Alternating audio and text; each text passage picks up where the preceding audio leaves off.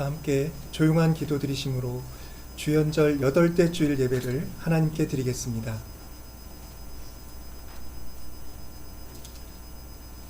예수께서 12 제자를 데리시고 이르시되 보라 우리가 예루살렘으로 올라가노니 선지자들을 통하여 기록된 모든 것이 인자에게 응하리라. 자비로우신 하나님, 오늘 복된 예배의 자리로 저희들을 이끌어 주셔서 감사합니다. 성령으로 다스리시어 저희들이 참 믿음의 예배를 드릴 수 있도록 인도하여 주시옵소서.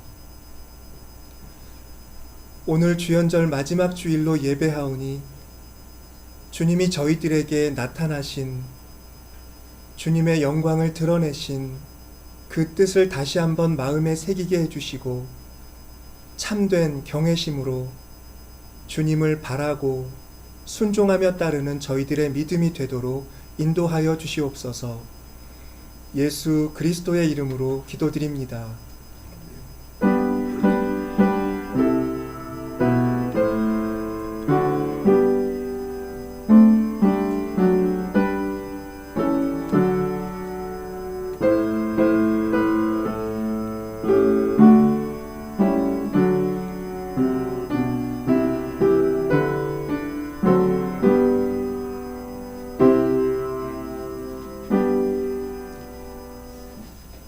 다 같이 일어서셔서 23장 찬송하겠습니다.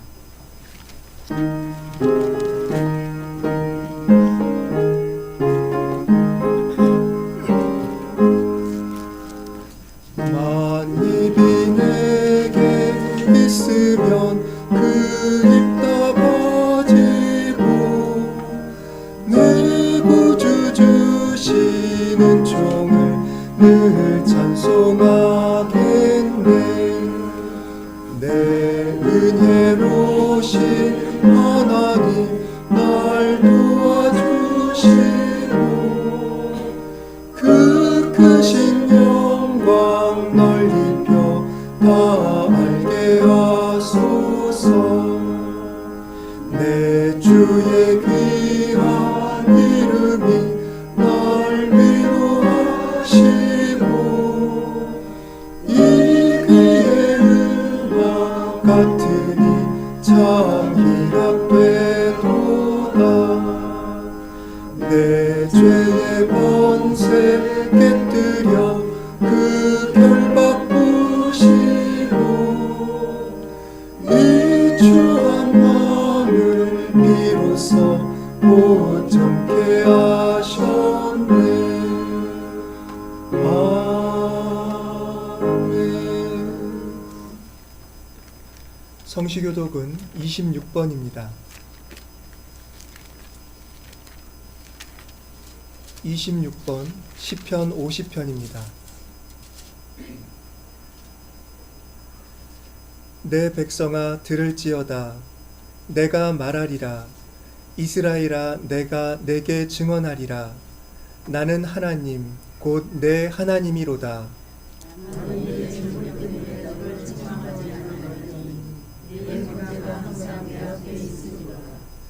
내가 내 집에서 숫소나 내 우리에서 수렴소를 가져가지 아니하리니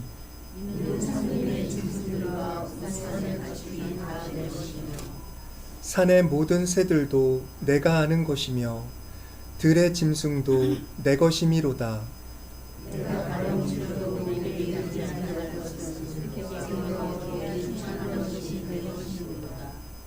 내가 숫소의 고기를 먹으며 염소의 피를 마시겠느냐.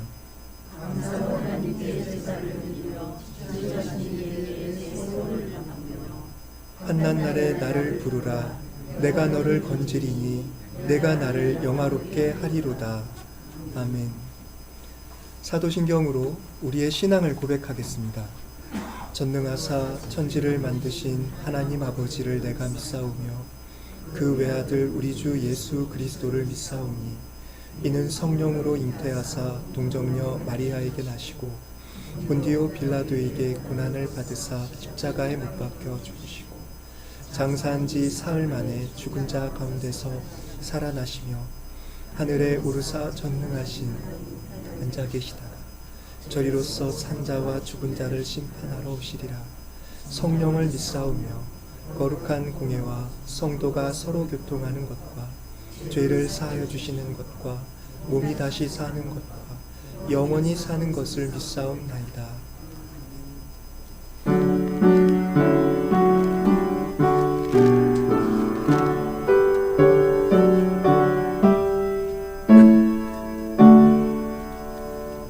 목소리 높여서 주 찬양하여라.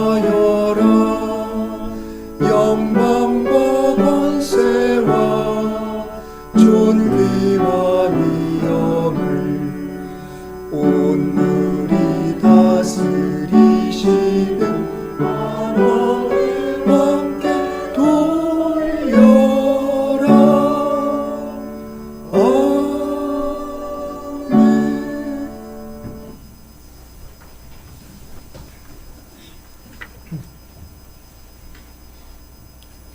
자비와 인애가 가득하신 하나님, 주연절 마지막 주일 예배를 드립니다. 은혜의 절기로 이끌어 주셔서 감사합니다.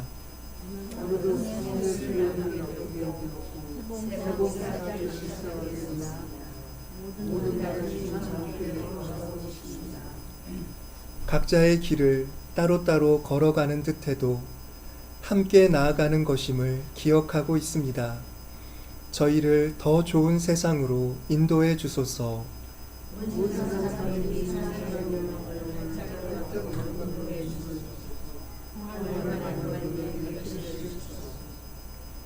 주추를 반석 위에 세우지 않은 까닭에 많은 것들이 무너져 내리고 있습니다. 허울뿐인 모든 것들이 쓰러져 갑니다.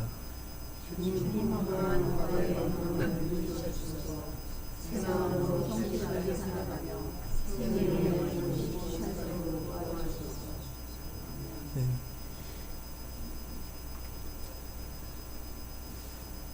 자비로우신 하나님, 저희를 찾아오신 주님의 영이 저희를 떠나지 아니하시고 저희들 중심에 함께 계심을 믿고 의지합니다.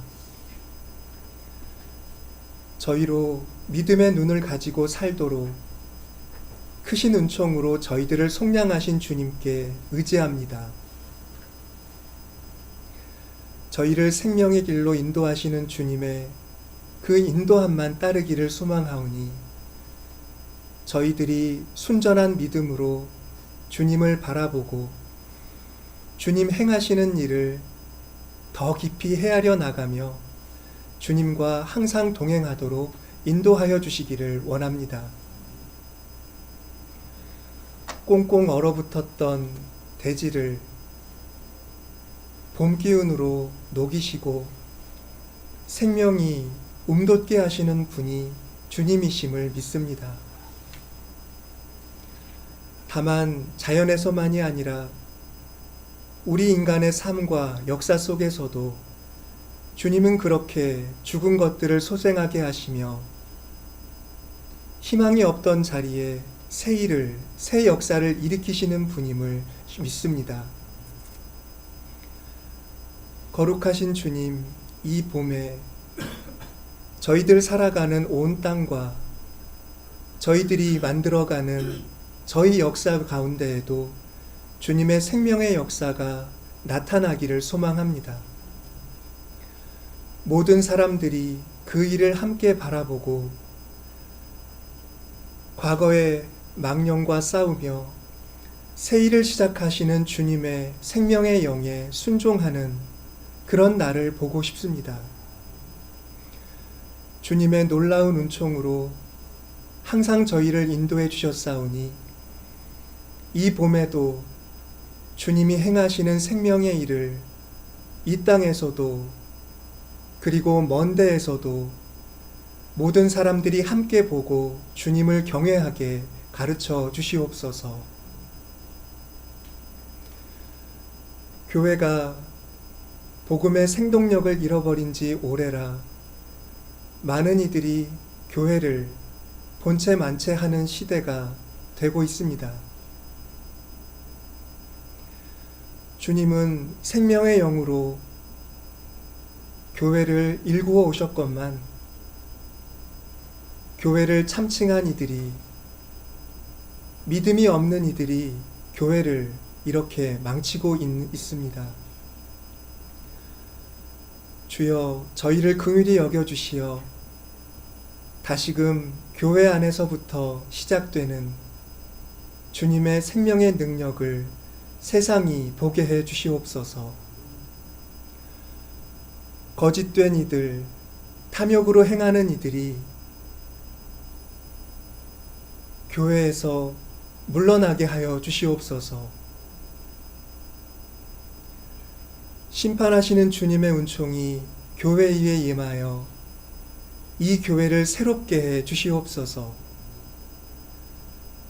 그리하여 참 믿음과 주님을 향한 참된 경외심을 가진 이들의 모임으로 새 역사를 이루어 갈 수 있게 해 주시옵소서.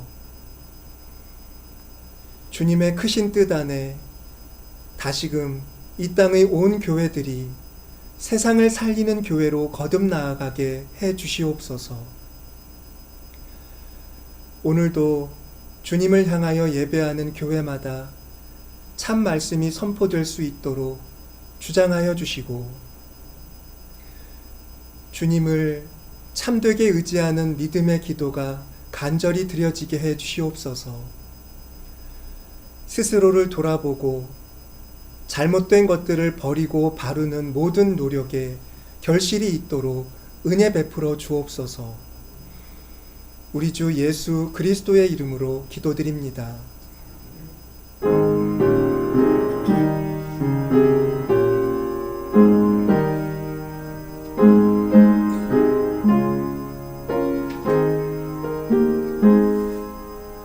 진리와 생명 되신 주, 이 몸을 바치옵니다. 믿음과 소망 사랑에 한 마음 되게 하소서. 아멘. 하나님의 말씀을 봉독하겠습니다. 사무엘하 24장 18절부터 25절입니다.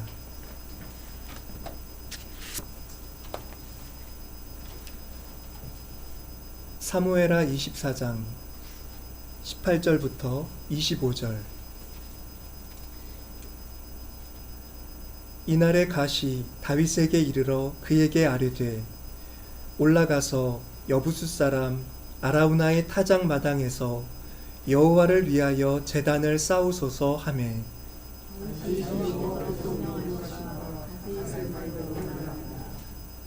아라우나가 바라보다가 왕과 그의 부하들이 자기를 향하여 건너옴을 보고 나가서 왕 앞에서 얼굴을 땅에 대고 절하며,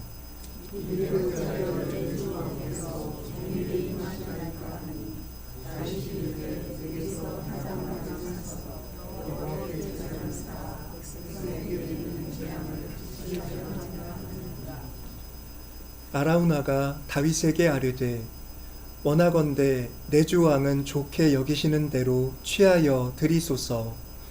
번제에 대하여는 소가 있고 뗄나무에 대하여는 마당질하는 도구와 소의 멍에가 있나이다.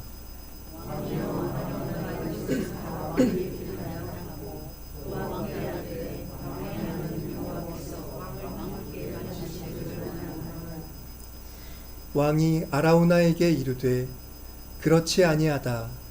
내가 값을 주고 내게서 살이라. 값없이는 내 하나님 여호와께 번제를 드리지 아니하리라 하고, 다윗이 은 50세겔로 타작마당과 소를 사고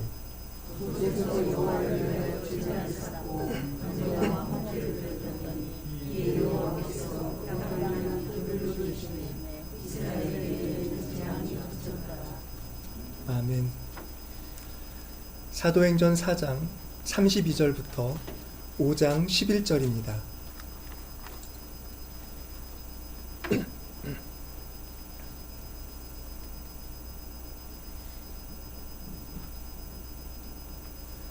믿는 무리가 한 마음과 한 뜻이 되어 모든 물건을 서로 통용하고 자기 재물을 조금이라도 자기 것이라 하는 이가 하나도 없더라.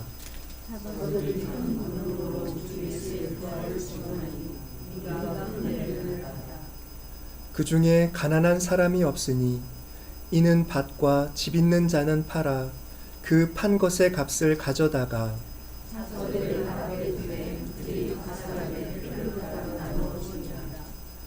구브로에서 난 레위족 사람이 있으니 이름은 요셉이라. 사도들이 일컬어 바나바라, 번역하면 위로의 아들이라 하니,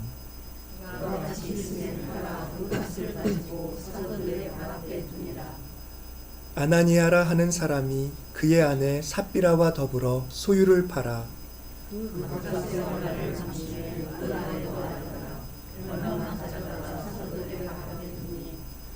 베드로가 이르되, 아나니아야, 어찌하여 사탄이 내 마음에 가득하여 내가 성령을 속이고 땅값 얼마를 감추었느냐.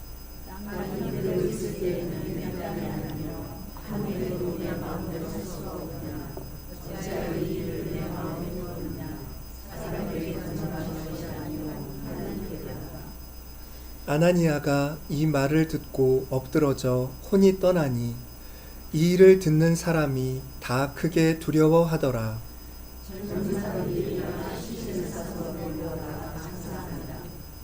세 시간쯤 지나 그의 아내가 그 일어난 일을 알지 못하고 들어오니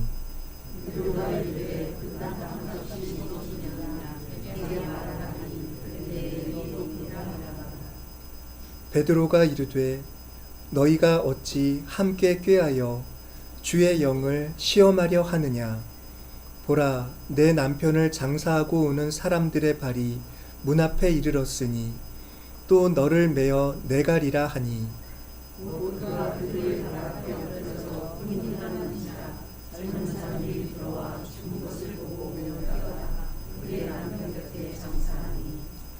온 교회와 이 일을 듣는 사람들이 다 크게 두려워하니라. 누가복음 14장 25절부터 35절입니다.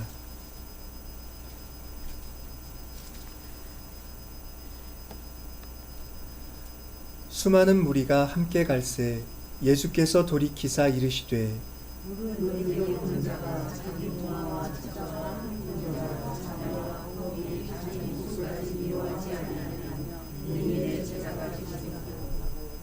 누구든지 자기 십자가를 지고 나를 따르지 않는 자도 능히 내 제자가 되지 못하리라.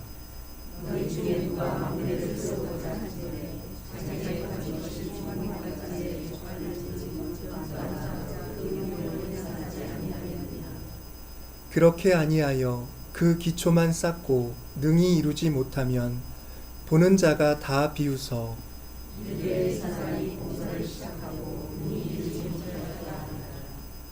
또 어떤 임금이 다른 임금과 싸우러 갈 때에 먼저 앉아 1만 명으로서 저 2만 명을 거느리고 오는 자를 대적할 수 있을까 헤아리지 아니하겠느냐.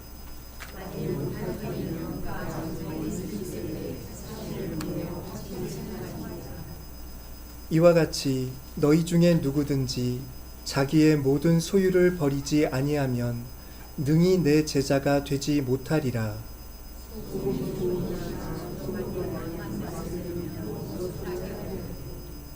땅에도 걸음에도 쓸데없어 내버리느니라.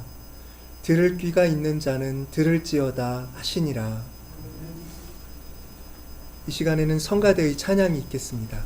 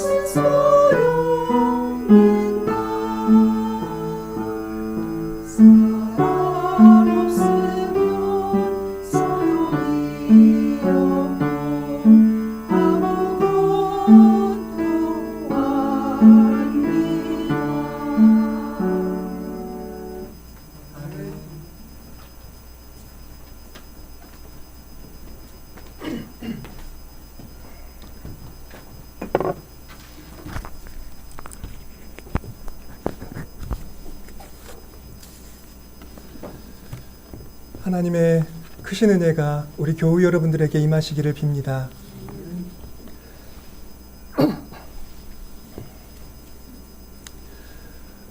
오늘 우리가 읽은 이 사무엘하 본문을 보시면 하나님의 진노가 해소되는 과정을 보여주는 역사적 이야기 하나를 우리에게 들려줍니다. 다윗이 이스라엘 백성의 인구를 조사한 데 대해서 하나님이 이스라엘 백성에게 재앙을 내리셨을 때 다윗이 아라우나의 타작마당에 제단을 만들어 제사를 드리자 그 재앙을 그치게 해주신 일입니다. 그런데 이 이야기에는 우리가 가볍게 보아 넘길 수 없는 중요한 주제들이 들어 있습니다. 때문에 이 이야기의 요지를 우리가 잘 파악해 봐야 하는데, 그러기 위해서는 이 이야기 전체, 24장 전체적인 내용을 우리가 헤아려 볼 필요가 있습니다.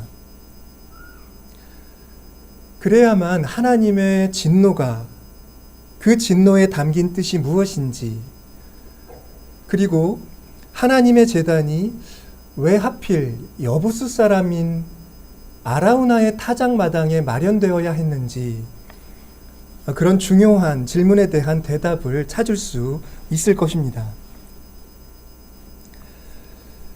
사실 이 이야기에서 하나님께서는 본문이 말해주지 않는, 알려지지 않은 이유로 진노하셨습니다. 그래서 이스라엘 백성을 치시려고 다윗의 마음을 격동시키셨습니다. 이스라엘과 유다의 인구를 조사해 보고 싶다. 그런 욕망을 다윗의 마음속에 불어넣으셨던 겁니다. 그 내용이 바로 오늘 본문 24장 초반부에 설명이 되어 있습니다. 그런데 다윗은 인구 조사를 해보고 싶은 그 마음이 하나님이 불어넣으시는 것이다 라는 생각은 꿈에도 하지 못하고 있습니다. 그래서 그는 주저하는 그런 마음이 있었음에도 마음에서 점점 강해지는 그 욕망을 따라 요압 장군에게 인구를 조사하도록 명령을 내리게 됩니다. 요압은 그 명령을 들었을 때 왜 이런 일을 하려고 하십니까? 라고 난처해합니다. 그럼에도 다윗은 요압과 다른 장군들을 재촉해서 인구조사를 속히 실시하게 합니다. 요압은 장장 9개월 20일 동안 인구를 조사하고 그 결과를 다윗에게 보고합니다. 이스라엘에서 칼을 빼는 담대한 자가 80만 명이고 유다 사람은 50만 명입니다. 라고 보고를 하게 됩니다. 그런데 그렇게 인구조사가 마무리되고 나서 얼마 지나지 않아서 다윗이 깊이 자책하기 시작합니다. 그가 뉘우치면서 하나님 앞에 이렇게 자복합니다. 내가 이 일을 행함으로 큰 죄를 범하였나이다. 이제 간구하옵나니 종의 죄를 사하여 주옵소서. 내가 심히 미련하게 행하였나이다. 라고 하나님 앞에 회개합니다. 그런데 이 이야기의 처음에 하나님이 인구조사를 하도록 다윗에게 그런 마음을 불어넣으셨다라고 하는 사실을 알면 과연 다윗이 인구조사를 한 일, 그 미련한 일을 한 것을 자복하는 게 뭔가 좀 문제가 있다라는 생각을 우리가 하게 되는 것입니다. 사실 일반적인 경우라면 인구조사를 하는 건 잘못된 일이 아닙니다. 한 나라의 지도자가 자기 나라에서 병력을 얼마나 소집할 수 있는지 안다는 건 죄가 될 수 없습니다. 그건 어리석은 일이라 할 수도 없습니다. 하지만 이스라엘에서 인구조사가 문제가 되는 건 특히 전쟁에 나갈 수 있는 사람의 숫자를 센다는 게 왜 문제가 되느냐 하는 것은 그것이 하나님의 약속에 대한 신뢰의 결핍을 뜻하는 일이 되기 때문입니다. 왜냐하면 전쟁에서 이기고 지는 일은 온전히 하나님의 뜻에 달려 있다는 걸 하나님도 가르치셨고 이스라엘 백성들도 그걸 신앙으로 고백합니다. 그리고 그 점을 누구보다도 잘 아는 사람이 바로 다윗입니다. 그럼에도 하나님의 약속에 대한 신뢰에 어떤 문제가 있다는 걸 뜻할 수도 있는 인구조사를 충동적으로 저질렀으니 다윗이 두렵고 후회하게 되고 자책하는 것은 어쩔 수 없는 일이라고 말할 수가 있습니다. 하지만 다시 한번 말씀을 드리지만 문제는 다른 데 있습니다. 다윗으로 하여금 인구를 조사하도록 만드신 분이 하나님이라는 것. 사무엘서는 그 점을 처음부터 분명히 말해놓고 이 역사적인 이야기를 하고 있다는 점을 우리가 기억할 필요가 있는 것입니다. 때문에 인구조사의 책임이 온전히 다윗에게 있느냐? 그렇게 판단할 수가 없습니다. 오히려 우리는 이런 질문을 묻게 됩니다. 하나님께서는 무슨 까닭으로 이스라엘 백성에게 진노하셨고, 또 하나님은 왜 다윗에게 인구를 조사하도록, 그렇게 불신앙적인 일을 행하도록 부추기셨으며, 이 모든 일이 이렇게 귀결되도록, 재앙을 받는 것으로 귀결되도록 섭리하셨을까? 우리가 그 물음을 가질 수밖에 없습니다.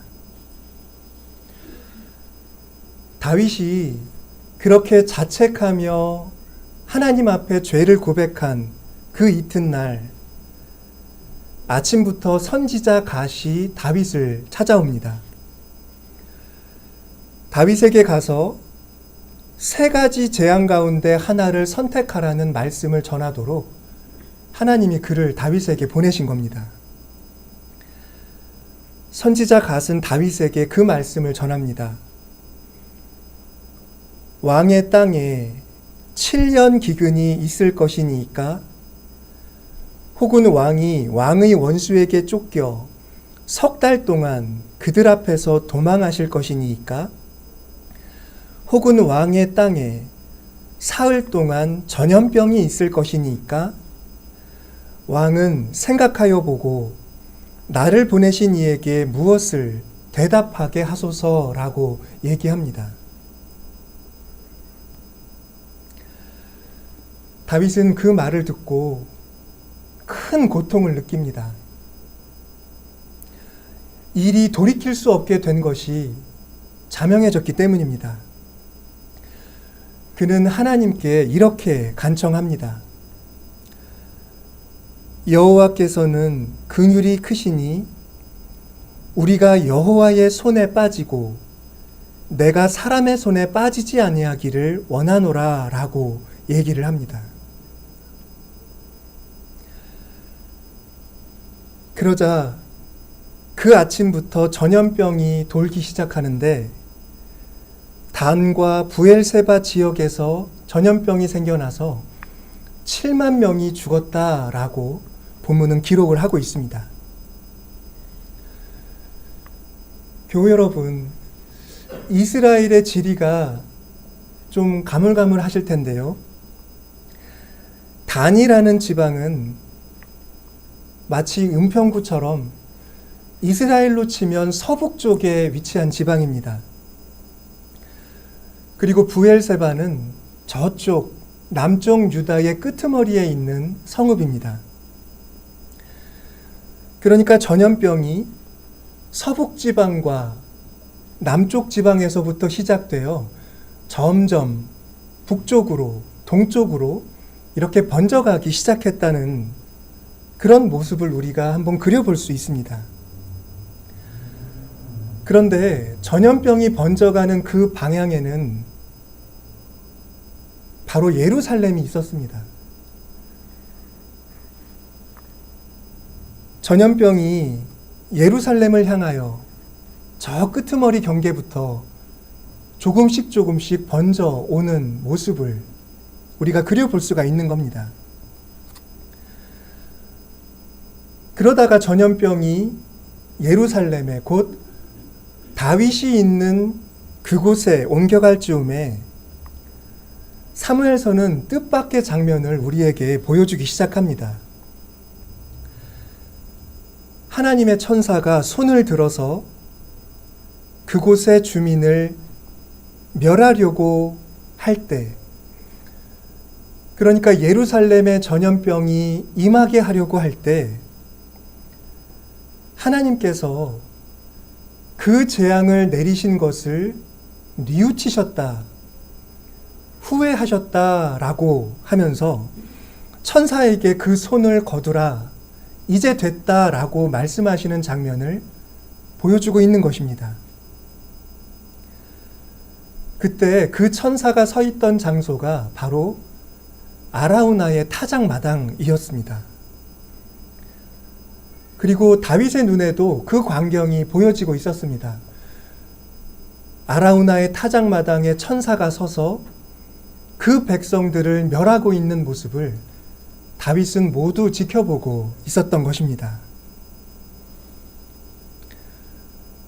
다윗은 이제 코앞까지 닥쳐온 하나님의 재앙을 바라보면서 더욱 큰 공포와 자책 속에서 다시 한번 하나님께 호소를 드립니다. 나는 범죄하였고 악을 행하였거니와 이 양 무리는 무엇을 행하였나이까?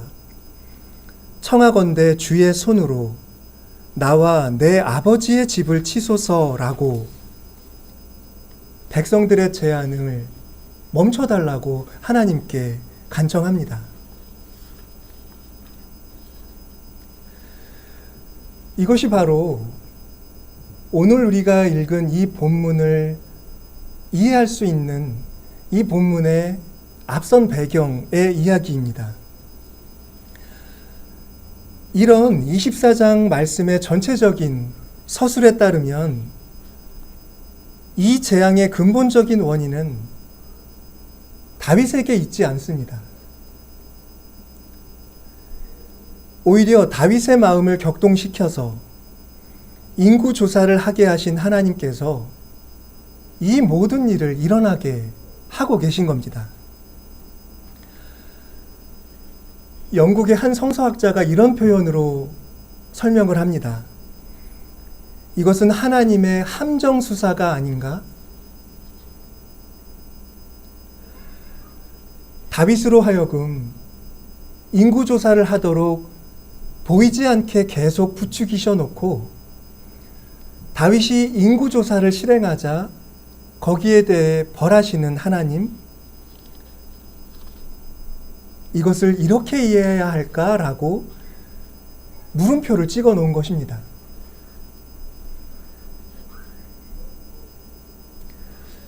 그렇게 틀린 말은 아니고 이 본문의 중요한 핵심을 이해하는 데 중요한 의문을 우리에게 던져준 거라고 여겨집니다. 만약 하나님이 어떤 일로 인해서 이스라엘 백성에게 진노하셨다면 그 이유를 가지고 심판하여 하시는 게 마땅할 겁니다.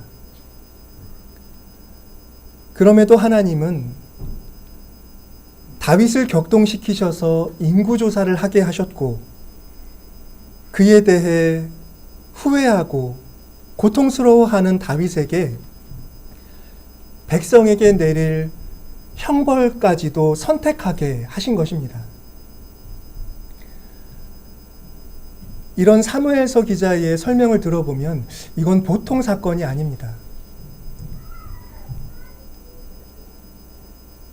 이 이야기를 읽는 사람은 왜 하나님께서 이렇게 명백하지 않은 기준에 따라 이 백성들을 징벌하실까?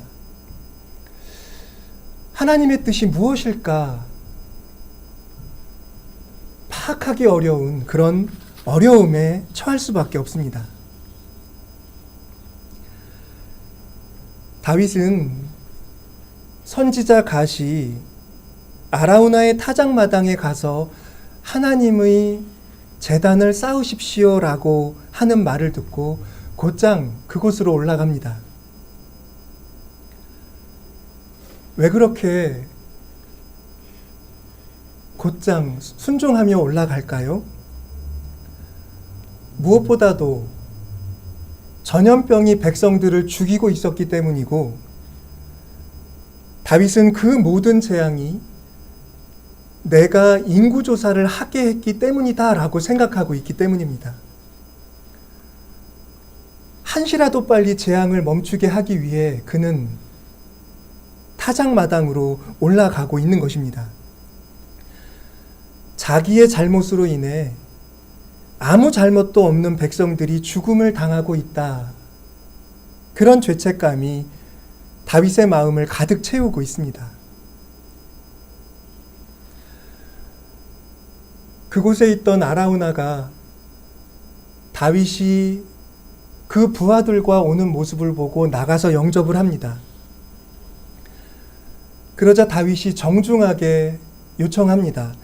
내게서 타작마당을 사서 여호와께 제단을 쌓아 백성에게 내리는 재앙을 그치게 하려고 한다라고 얘기합니다.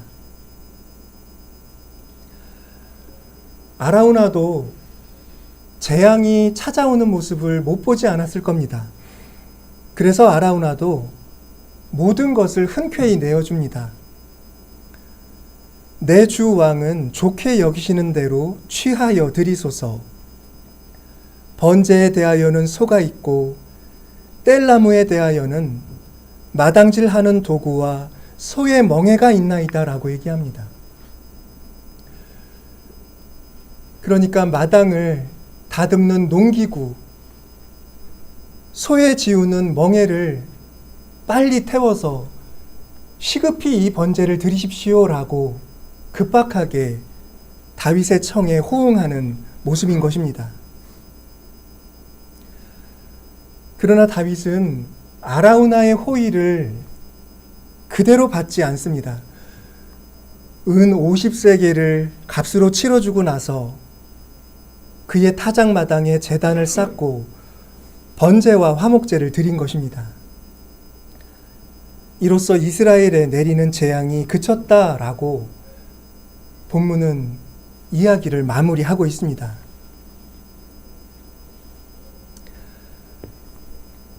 결과적으로 돌아보면 아라우나의 타작마당은 예루살렘에서 첫 번째로 예배가 드려진 장소가 됩니다.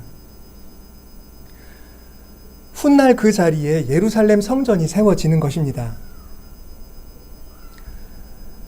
그러니까 이스라엘 백성을 멸하는 하나님의 천사가 서 있던 자리가 이스라엘 백성의 믿음과 삶의 영구한 중심이 된다라는 걸 어쩌면 사무엘서는 말해주려고 한 것도 같습니다.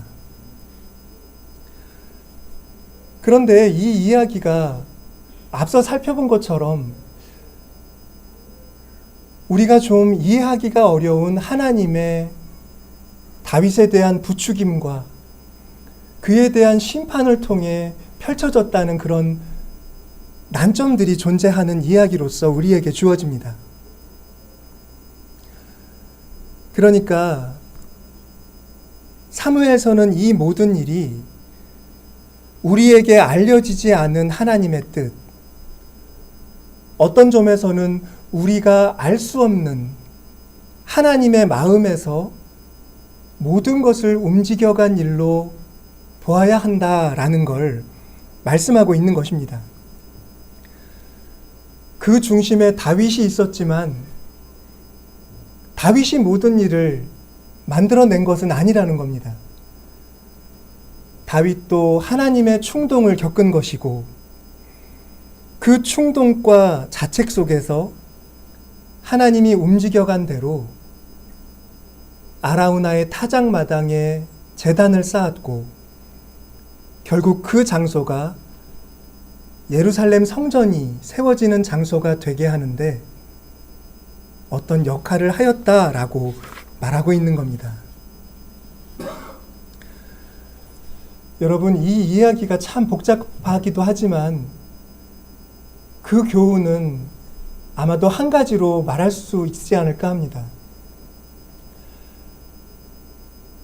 이스라엘 백성의 삶이라고 하는 것, 특별히 그들이 신앙과 삶의 중심으로 여기는 예루살렘 성전에 관련된 일, 그 모든 것이 하나님이 움직여 가시는 그런 일을 통해 마련이 되었다는 걸 알게 하는 것입니다. 그 점에 있어서 오해가 있어서는 안 된다는 겁니다. 다윗이 그 땅을 찾았고 물론 아라우나가 그 땅을 내어주고 하는 모든 인간의 협동이 있었지만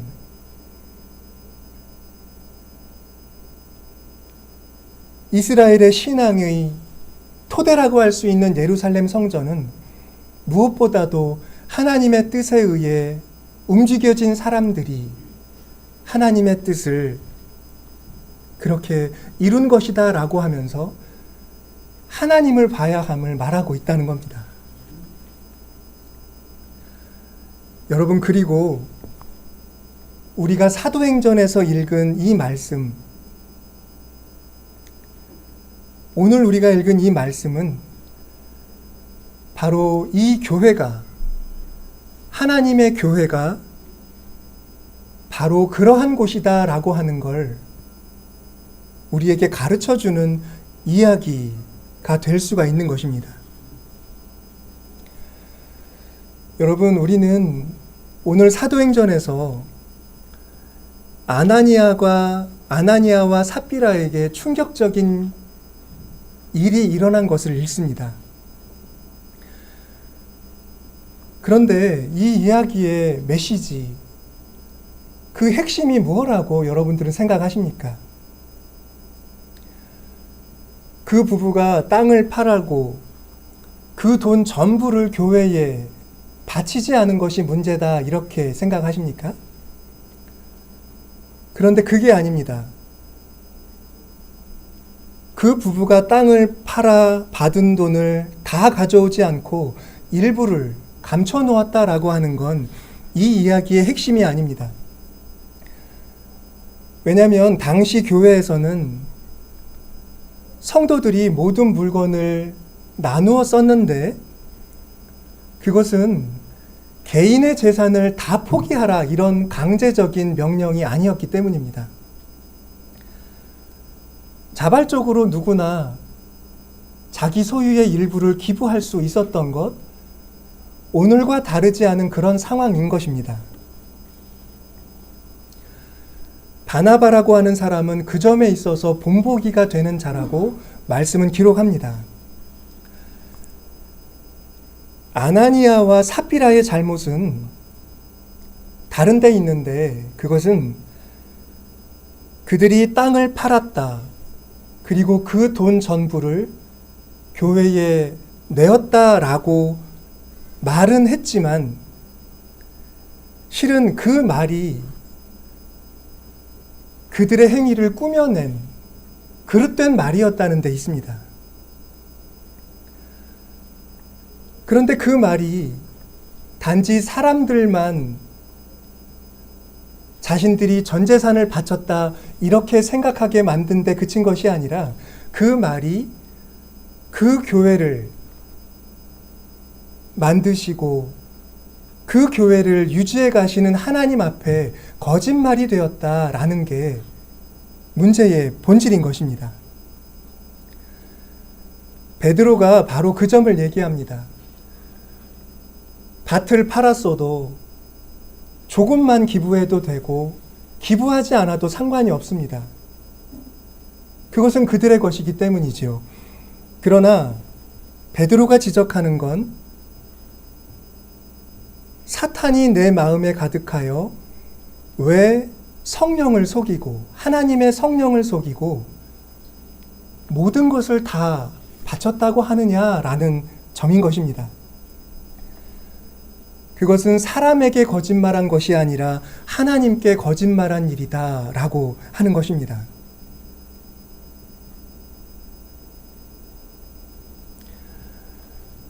여러분, 예루살렘 성전과 같이 교회도 하나님의 뜻으로 마련된 것입니다.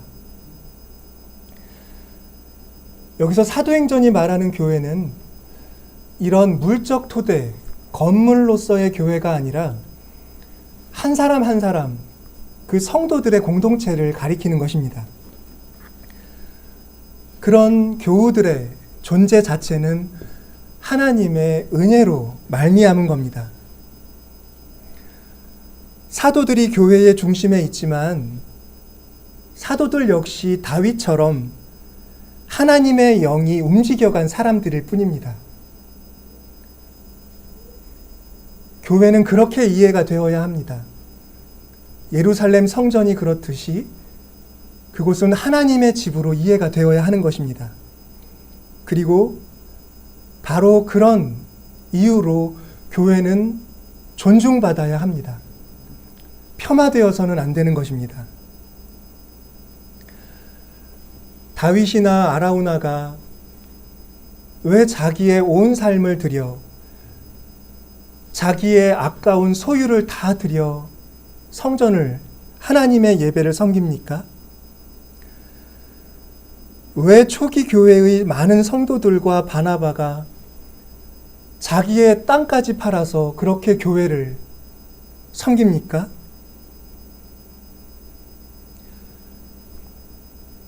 하나님께 드려지는 제사와 하나님의 교회가 하나님의 것임을 알기 때문입니다.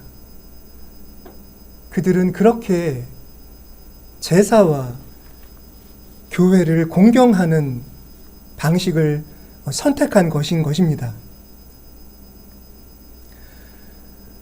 여러분, 우리가 이런 말씀들을 생각해 본다면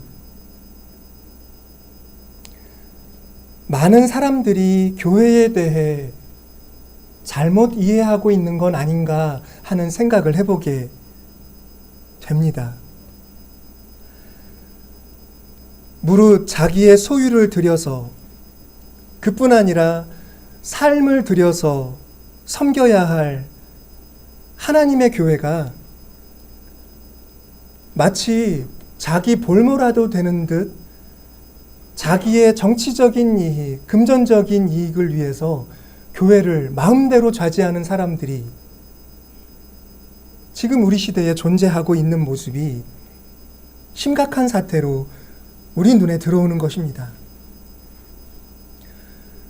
하나님에 대한 아무런 경외심도 없고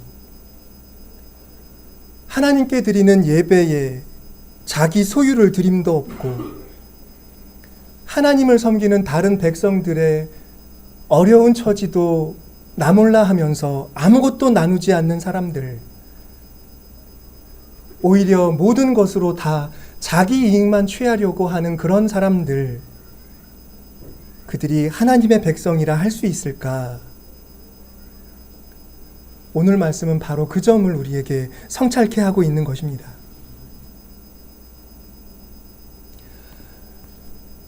여러분, 우리의 신앙은 하나님이 우리를 부르시는 우리의 신앙의 길은 우리로 하여금 포기와 헌신을 요구하는 길입니다. 남과 비교하면서 내가 할 수 없는 것까지 생각하면서 위축되라는 그런 말이 아니라 우리의 신앙과 우리의 능력을 따라 할 수 있는 만큼의 봉사를 하면 충분합니다. 우리가 시편을 낭독했지만 하나님은 우리에게 무슨 재물이나 요구하는 그런 것에 배고파 하시는 분이 결코 아니기 때문입니다. 그러나 우리는 하나님의 교회에 대한 경외심을 가질 필요가 있습니다.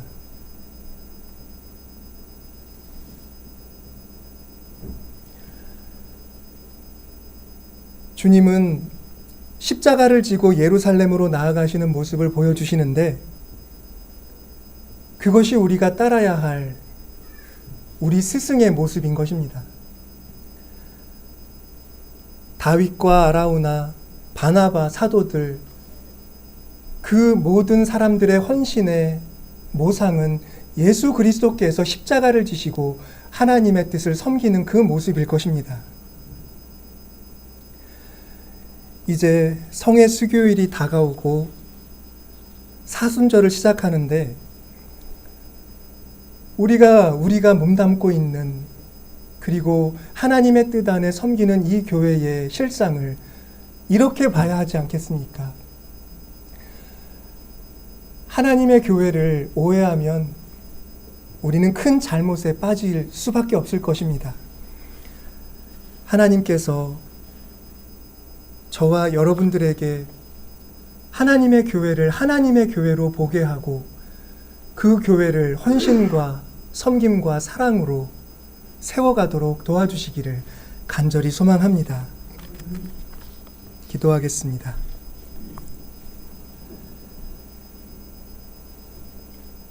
자비로우신 하나님, 사람들의 입에 교회와 목회자들과 성도들에 대한 조롱의 말이 쉽게 올려지는 시대입니다. 그러나 주님, 교회는 그렇게 조롱받을 수 없는 공간임을, 그런 현실임을 우리 모두가 보게 될 수 있기를 소망합니다. 저 선진들에게 허락하셨던 그 맑은 믿음의 눈을 내려주셔서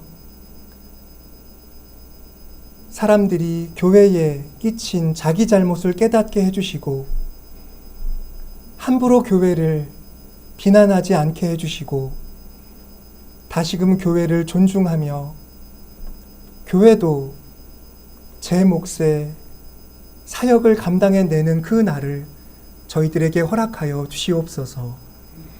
예수 그리스도의 이름으로 기도드립니다.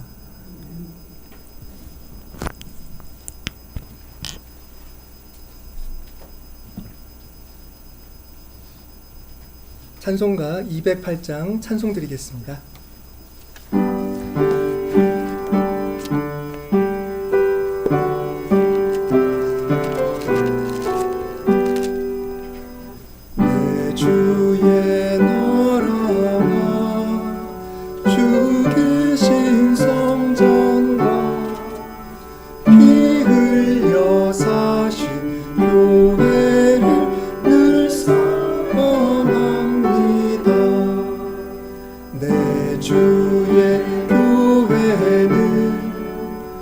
천성과 같아서 눈동자같이 아끼사 늘 보호하시네. 이 교회 위하여 눈물과 기도로 내 생명 다하기까지 봉사합니다. 성도의 교제와 교회의 위로와 구주와 맺은 언약을 기뻐합니다. 하늘의 영광과 베푸신 은혜가 진리와 함께 영원히 시온에 넘치네. 아멘.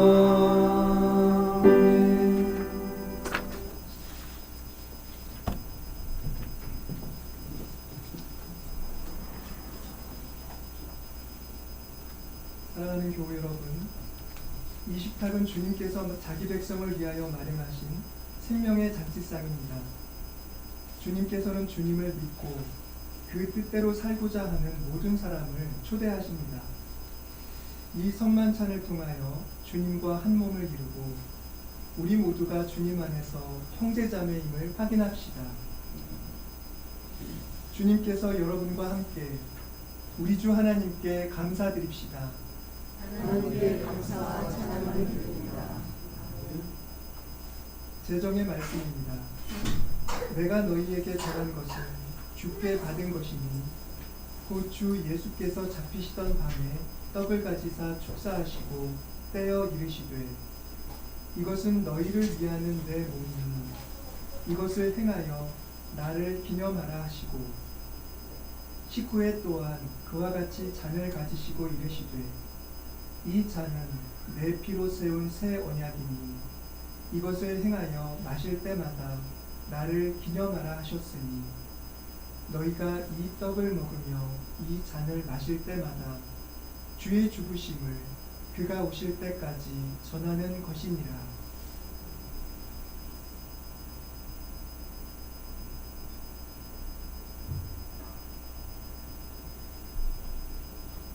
성령이여 오셔서 이 식탁을 성결하여 주십시오. 이 떡과 포도주가 그리스도의 몸과 피가 되게 해주시고 참여하는 우리가 그리스도와 하나 되고 더불어 나누는 모든 이들과도 하나가 되게 해 주십시오. 성령여 오시옵소서. 이 떡은 여러분들을 위한 그리스도의 몸입니다.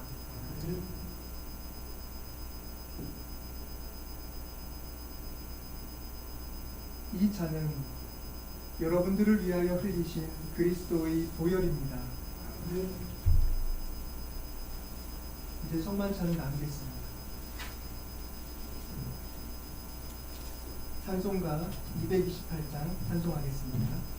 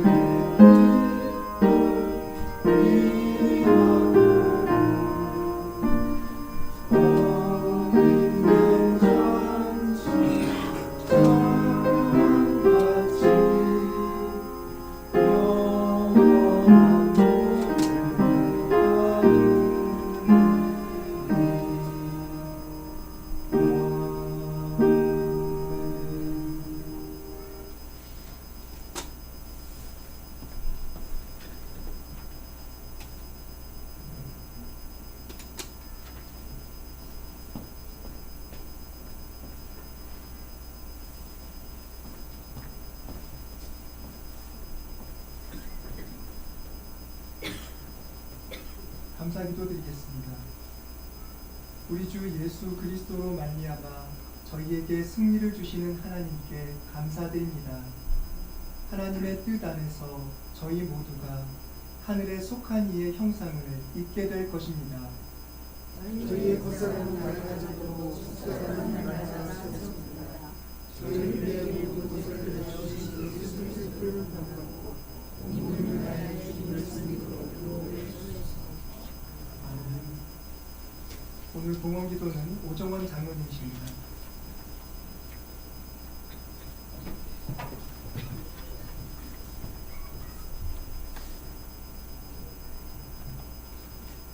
하나님 아버지, 너무나 감사합니다. 오늘 우리 주님께서 저희들에게 귀한 말씀으로 생각을 변화시켜 주셔서 감사합니다. 저희들 온 힘을 다해서 예수 그리스도를 주님으로 모시고 하나님을 열심히 섬기는 제3일교회 성도들 다 되게 주여 도와주십시오. 우리 주님께서 이곳에 우리 3일교회를 세워주셨으니 저희들 여기에 모여서 기도하고 더 봉사하고 주님께 충성하는 우리 우리 삼일교회 성도들 다 되게 주여 도와주십시오. 저희들이 세상의 헛된 것에 흔들리지 않고 올바른 생각과 올바른 뜻으로 열심히 또 세상을 살아갈 수 있도록 우리 주님께서 함께해 주십시오. 저희들 위하여 서로 격려하고 기도해주고 위로해주는 그런 예언자적 역할도 할 수 있도록 우리 주님께서 저희들에게 힘과 능력과 지혜를 허락해 주시기를 간절히 빌고 원합니다. 오늘 주님께 감사해서 저희들 예물을 드립니다. 이 예물을 바칠 때마다 힘을 다하고 뜻을 다하고 마음을 다해 바치는 귀한 예물이 되도록 우리 주님의 성령께서 함께하여 주시옵소서. 예수님 이름으로 감사하며 기도드리옵나이다. 아멘.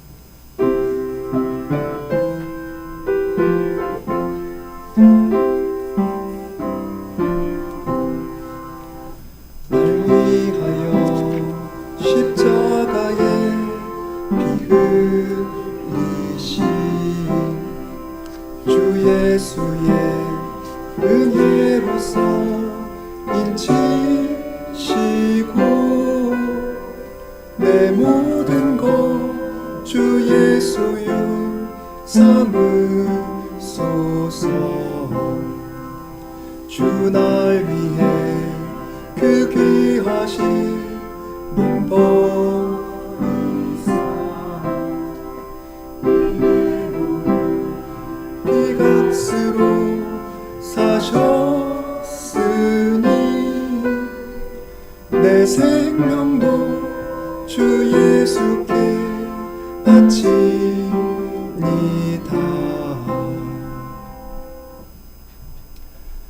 감사와 찬송 받으실 하나님, 세상의 많은 사람들을 주님의 자녀로 제자로 불러주셔서 저들이 생각지도 못한 아름다운 믿음과 사랑의 삶을 살도록 인류의 역사를 섭리해 주신 주님께 모든 찬송을 돌립니다. 저희들 곁에도 주님을 아름답게 헌신하며 섬기는 좋은 모험들이 있어 우리가 믿음을 배우고 믿음의 능력을 체험할 수 있음을 고백합니다. 세상에 세워주신 주님의 몸된 교회가 그처럼 아름다운 삶으로 세상에 빛을 비춰주게 해주시고 세상에서 갈 바를 모르고 의미를 찾지 못하는 이들이 교회의 그 사랑하는 모습, 하늘을 추구하는 그 신령한 모습을 보고 그 안에서 삶의 의미, 역사의 의미, 생명의 의미를 깨닫는 일이 있도록 도와주시기를 간구드립니다. 몸된 주님의 교회, 우리 삼일교회의 모든 교우들도 그처럼 하나님이 양육하시고 쓰시는 아름다운 나무로 커가고 있는 줄 믿습니다. 더욱 맑은 믿음으로 신실한 사랑으로 교회에서나 세상에서나 주님을 모신 존재로 드러나는 저희들 모두가 되게 해 주옵소서. 주님을 위해, 교회를 위해, 세상을 위해 헌신하고 거들고 위로하는 우리 교우들의 땀 흘리는 모든 사역에 아름다운 일들이 가득히 맺히게 해 섭리해 주시옵소서. 모든 걸음을 주님 손에 의탁하오며 예수 그리스도의 이름으로 기도드립니다. 평화 인사를 나누겠습니다. 주님의 평화를 빕니다.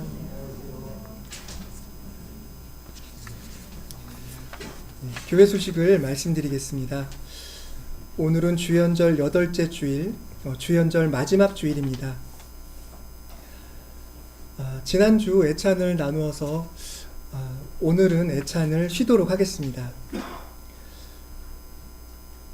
돌아오는 수요일은 성회 수요일입니다. 그날부터 사순절이 시작되는데요. 사순절을 잘 보낼 수 있는 좋은 길 하나는 성서 독서, 특별히 교회력에 따른 말씀을 묵상하면 그 절기의 영성을 우리가 만나볼 수가 있습니다. 요즘 어떻게 성서를 읽고 계신지 모르지만 이 주보에 기재된 성서 일과를 잘 참조하셔서 이 절기를 뜻깊게 보내시는 교우 여러분들이 되시기를 바랍니다. 우리 신계령 권사님 손자 김주성 학생이 올해 서울대 전기정보공학부에 합격해서 입학을 했다고 합니다. 얼마나 장하실까요? 권사님 진심으로 축하드립니다. 서울로의 선교 정책 간담회가 오는 화요일 경동교회당에서 있습니다. 네, 이제 일어나셔서 299장 찬송하겠습니다.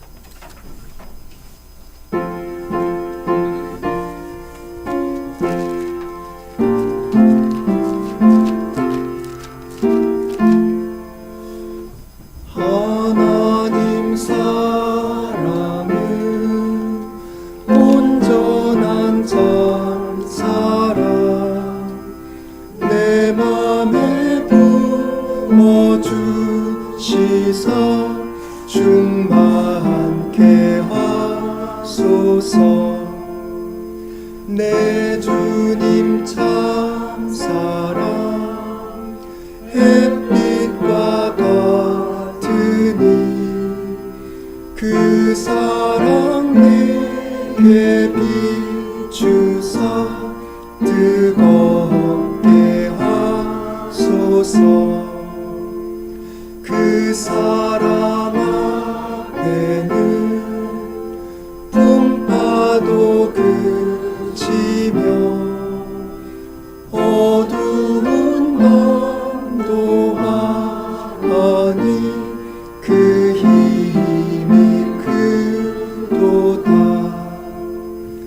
하나님 사랑은 온전한 참 사랑 내 맘과 영에 채우사 새 힘을 주소서. 아멘.